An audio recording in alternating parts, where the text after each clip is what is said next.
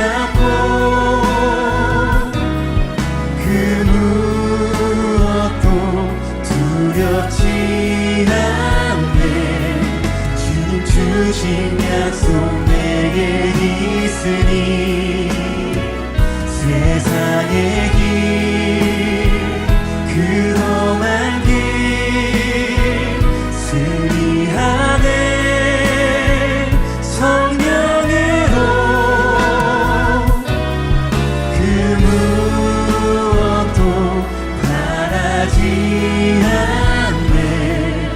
저 하늘에 내 소망 있으니. 할렐루야. 오늘도 말씀과 기도로 하루를 여는 여러분을 사랑하고 축복합니다. 우리가 살아가면서 익숙함 때문에 중요한 것을 놓칠 때가 많이 있습니다. 처음 운전을 배울 때에는 모든 것이 조심스럽지요. 안전벨트도 확인하고 거울도 주변도 자세히 살펴봅니다. 그런데 운전이 익숙해지면 어떻게 합니까? 어느 순간 몸이 먼저 움직이는 것을 보게 됩니다. 무엇을 하고 있는지 깊이 생각하거나 살피지 않지요. 신앙생활도 그럴 수 있다는 사실을 아시나요? 처음 하나님을 만났을 때는 예배 한 번이 소중하고 말씀 한 구절이 마음 깊이 다가옵니다. 기도도 간절하게 하죠. 그런데 시간이 지나면 모든 것이 익숙해지기도 합니다. 예배 분위기에 익숙하고 찬양하는 것이 자연스럽고 기도하는 것도 주저함이 없습니다. 그런데 위험한 것은 하나님까지 익숙해지는 데 있습니다. 예배는 계속 드리는데 하나님을 향한 마음은 식어 있고 입술로는 하나님을 부르는데 삶에서는 하나님을 찾지 않는 모습을 보이는 것 말입니다.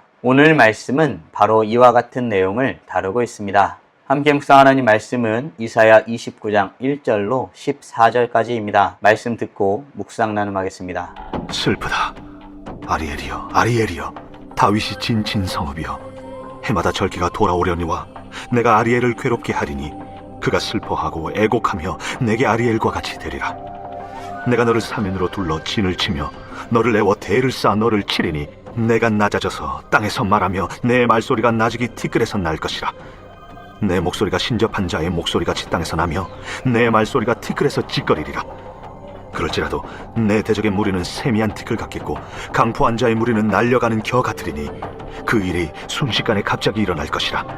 만군의 여호와께서 우레와 지진과 큰 소리와 회오리 바람과 폭풍과 맹렬한 불꽃으로 그들을 징벌하실 것인즉 아리엘을 치는 열방의 무리 곧 아리엘과 그 요새를 쳐서 그를 곤고하게 하는 모든 자는 꿈같이 밤의 환상같이 되리니 줄인 자가 꿈에 먹었을지라도 깨면 그 속은 여전히 비고 목마른 자가 꿈에 마셨을지라도 깨면 곤비하며 그 속에 갈증이 있는 것 같이 시온산을 치는 열방의 무리가 그와 같으리라.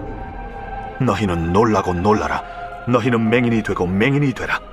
그들의 취함이 포도주로 말미암음이 아니며 그들의 비틀거림이 독주로 말미암음이 아니니라.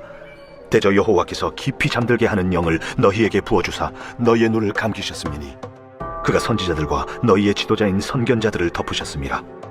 그러므로 모든 계시가 너희에게는 봉안책의 말처럼 되었으니 그것을 글 아는 자에게 주며 이르기를 그대에게 청하노니 이를 읽으라 하면 그가 대답하기를 그것이 봉해졌으니 나는 못 읽겠노라 할 것이요 또 그 책을 글 모르는 자에게 주며 이르기를 그대에게 청하노니 이를 읽으라 하면 그가 대답하기를 나는 그를 모른다 할 것이니라.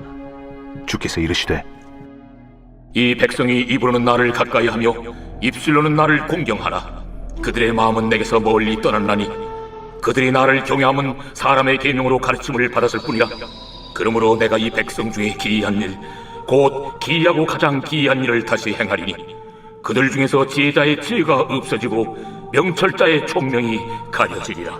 이사야 29장은 예루살렘을 향한 하나님의 경고로 시작합니다. 겉으로 보면 신앙적으로 아무 문제가 없어 보이는 예루살렘입니다. 그러나 하나님은 그 예루살렘을 향해 심판을 선언하시죠. 왜 그렇습니까? 문제는 예배가 없었던 것이 아니라 하나님을 향한 마음이 없었다는 데 있습니다. 그들은 하나님께 가까이 있었던 것처럼 보였지만 실제 마음은 하나님께 멀리 있었던 것입니다. 개혁주의 신앙은 인간의 외적인 종교 행위가 인간을 하나님 앞에서 의롭게 만들 수 없다고 가르칩니다. 하나님은 단순히 우리의 행동만 보시는 분이 아니라 우리의 중심을 보시는 분이시기 때문입니다. 하나님은 예루살렘을 아리엘이라 부르며 어떤 내용을 말씀하실까요? 1절, 2절입니다. 슬프다. 아리엘이여, 아리엘이여, 다윗이 진친 성읍이여, 해마다 절기가 돌아오려니와 내가 아리엘을 괴롭게 하리니 그가 슬퍼하고 애곡하며 내게 아리엘과 같이 되리라. 하나님은 먼저 해마다 절기가 돌아온다는 사실을 지적하십니다. 때마다 돌아오는 절기에 대해서 말씀하신 것이죠. 절기는 계속되고 있었습니다. 올해도 절기가 돌아오고 내년에도 절기가 돌아옵니다. 제사를 드리고 예배하고 하나님께서 명하신 종교적 일들이 반복되고 있는 것입니다. 그런데 바로 다음 절에서 하나님은 예루살렘을 괴롭게 하겠다고 말씀하시는 내용을 볼 수 있습니다. 이것은 우리에게 아주 중요한 사실을 알려주지요. 종교적인 일이 계속된다고 해서 하나님과의 관계가 건강하다는 것을 증명하는 것은 아니라는 것입니다. 예배를 오래 드렸다고 해서 자동으로 믿음이 깊어지는 것이 아닙니다. 교회를 오래 다녔다고 해서 자동으로 하나님을 사랑하는 것도 아닙니다. 성경을 많이 안다고 해서 자동으로 하나님과 가까운 것도 아닙니다. 중요한 것은 그 모든 것을 통해 내 마음이 하나님을 향하고 있는가 하는 것에 있습니다. 그러나 그 반복이 어느 순간 하나님 없는 반복이 되어서는 아니 될 것입니다. 예배를 드리는데 하나님을 기대하지 않고, 기도하는데 하나님께 마음을 열지 않고, 말씀을 읽는데 하나님의 뜻을 순종할 생각이 없다면 신앙의 모양만 남아있는 격일 수 있습니다. 사랑하는 성도 여러분, 우리는 예배 행위에 익숙해져 있지는 않나요? 우리의 예배와 기도와 말씀 묵상이 단순한 습관으로 끝나지 않기를 바랍니다. 바라기는 매일의 반복되는 신앙생활 속에서 하나님을 온전히 바라봄으로 하나님과 더욱 가까이 살아가는 복된 하나님의 자녀들 되길 간절히 소원합니다. 이렇게 하나님이 말씀하신 대로 종교적 행위에 익숙해져서 마음이 없는 반복만 있다면 그것은 어떻게 될까요? 8절입니다. 줄인 자가 꿈에 먹었을지라도 깨면 그 속은 여전히 비고, 목마른 자가 꿈에 마셨을지라도 깨면 곤비하며 그 속에 갈증이 있는 것 같이 시온산을 치는 열방의 무리가 그와 같으리라.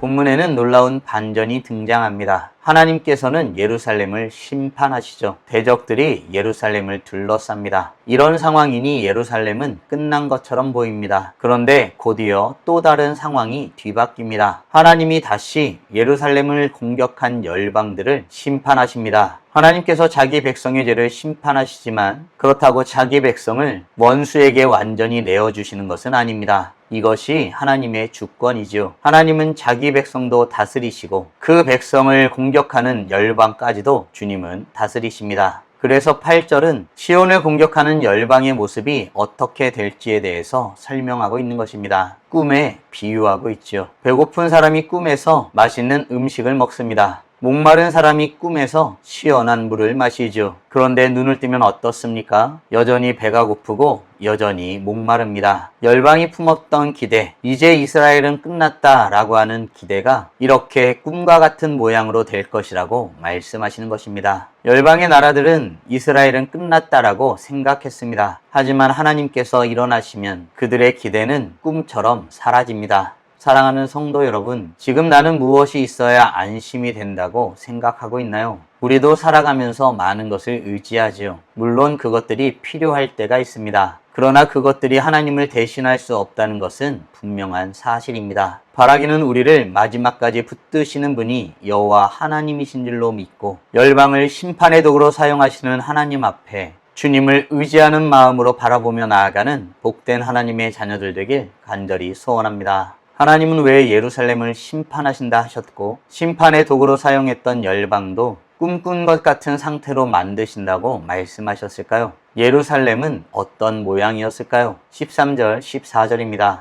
주께서 이르시되 이 백성이 입으로는 나를 가까이 하며 입술로는 나를 공경하나 그들의 마음은 내게서 멀리 떠났나니 그들이 나를 경외함은 사람의 계명으로 가르침을 받았을 뿐이라.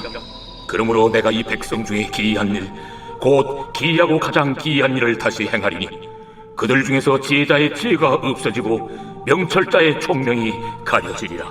하나님께서는 예루살렘의 문제를 정확히 말씀하십니다. 입술로는 하나님을 부르지만 그들의 마음은 멀리 떠나 있었습니다. 몸은 성전에 있는데 마음은 하나님에게서 멀리 있었죠. 입술은 하나님을 부르는데 마음은 다른 것을 사랑합니다. 종교적인 행동은 남아있는데 하나님을 향한 경외함은 사라져버린 것입니다. 더 심각한 것은 하나님을 경외하는 것조차 사람의 계명으로 가르침을 받았을 뿐이라고 하나님이 판단하셨다는 데 있습니다. 쉽게 말하면 신앙이 하나님과의 살아있는 관계가 아니라 배운 행동이 되어버린 것입니다. 신앙의 형식은 남아있지만 그 중심에 하나님이 전혀 계시지 않았던 것입니다. 이 말씀은 단지 옛날 예루살렘 사람들에게만 주어진 것이 아니죠. 오늘 교회 안에 있는 우리에게도 주시는 말씀입니다. 사랑하는 성도 여러분, 오늘 우리는 형식은 남아있으나 마음이 떠나있는 예루살렘을 향한 하나님의 경고의 말씀을 묵상하였습니다. 다음 질문들을 통해 말씀을 정리하고 더 깊게 묵상해보기 원합니다. 반복되는 신앙생활 속에서도 나는 여전히 하나님을 만나기를 기대하고 있나요? 아울러 내 입술의 고백과 마음의 방향이 같은 방향을 향하고 있나요? 온전한 마음이 담긴 행위로 살아가기 위해 지금 당장 할 수 있는 일은 무엇이 있을까요? 묵상하신 대로 주님 앞에 나아가 찬란하게 빛나길 간절히 소원합니다. 다 함께 기도하겠습니다. 살아계신 하나님 감사합니다. 오늘도 우리에게 복된 날을 허락하여 주시고 주의 말씀으로 하나님이 어떤 분이신지 무엇을 원하시는지 우리가 어떤 존재이고 어떻게 살아야 하는지 깨닫고 고백하게 하심에 감사드립니다. 신앙의 형식은 남아있으나 마음이 없는 유다를 향한 하나님의 심판의 메시지를 깊이 묵상케 하심에 감사드립니다. 우리 자신을 깊이 들여다보며 혹 우리가 이와 같은 모습은 아닌지 다시 한번 살펴보게 됩니다. 살아계신 하나님, 역사하시는 하나님, 말씀하시는 하나님을 지금 매 순간 반복되어지는 신앙생활 가운데에 실감하며 살아가는 하나님의 자녀들 되길 원하오니 주의 은혜로 우리 가운데 역사하여 주시옵소서. 그저 마음 없이 생각 없이 기대 없이 하나님 앞에 나아오는 자들이 아니라 마음과 뜻과 정성을 다하여 예배하기를 힘쓰는 우리 모두가 될 수 있도록 은혜 내려 주시옵소서. 그러하기 위해서 먼저 우리 삶 가운데 하나님이 살아계심을 기대하며 하루하루를 살아야 되겠습니다. 주님 앞에 말씀을 묵상하고 주님 앞에 기도하며 나아갈 때에 하나님의 놀라운 은혜 가운데에 주님의 살아계심을 고백하며 주님 앞에 나아가 하루하루를 주님과 동행하며 살아가는 우리 모두가 될 수 있도록 은혜 내려 주시옵소서. 이로써 찬란하게 빛나는 우리 모두가 되게 하여 주시고 오늘도 주님과 함께 살고 이웃과 함께 살아 우리의 삶을 통하여 영광 돌리게 하여 주시옵소서. 이 모든 말씀 우리 주 예수 그리스도의 이름으로 기도드리옵나이다. 아멘.